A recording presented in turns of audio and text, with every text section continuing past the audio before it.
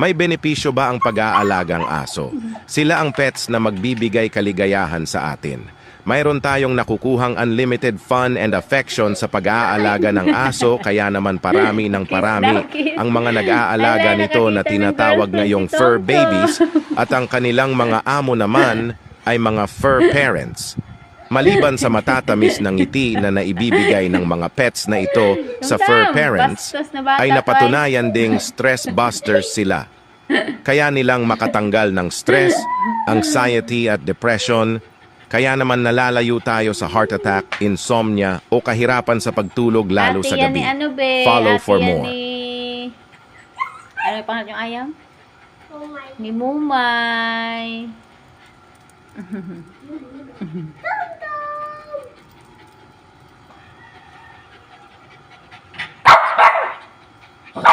Uy, gusto mo ikaw din?